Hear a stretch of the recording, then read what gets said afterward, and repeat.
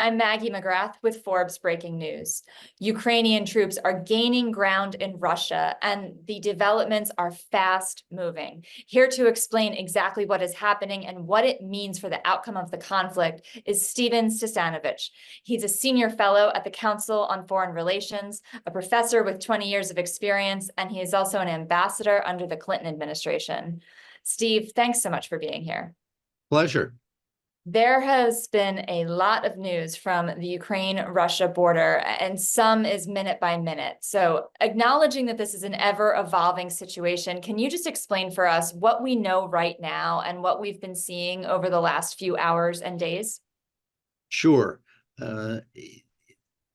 Today, what one knows is that the Ukrainian government is claiming that they have taken about 1,000 square kilometers. The numbers vary. Sometimes it's 500 square kilometers of Russian territory across their northern border.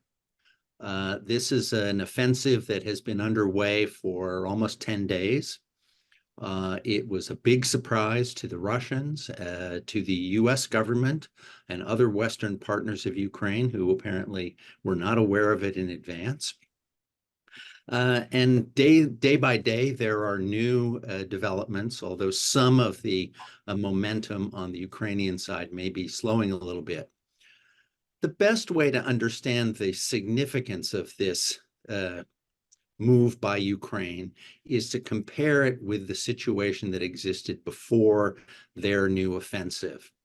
At that time, you had a situation on the ground in between Russia and Ukraine on the front lines in eastern Ukraine. It was largely static, but with some gradual Russian advances. You had Putin at home looking as though he was managing to hold down the domestic costs of this war effort. You had questions about Ukrainian morale. You had questions about Western support, increased talk about the need for negotiations.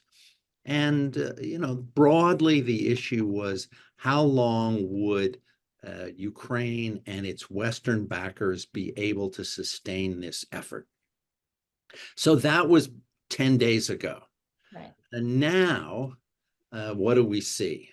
Well, you have this stunning, bold stroke by the Ukrainian military, the first real seizure of Russian territory since the war started 2.5 years ago.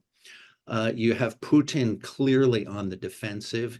He's furious with his generals. He's having to evacuate people from these territories in eastern Ukraine, more than 130,000 people out. He's declared martial law in these territories.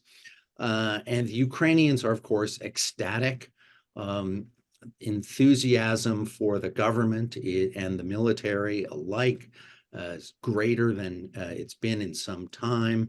The unity of the political elite and the population, also great. You have Western governments impressed.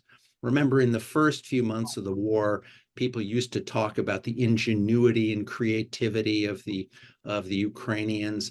We hadn't heard that in a while. Now we hear it again. And if there's talk about negotiations, it's with the Ukrainians holding a new bargaining chip.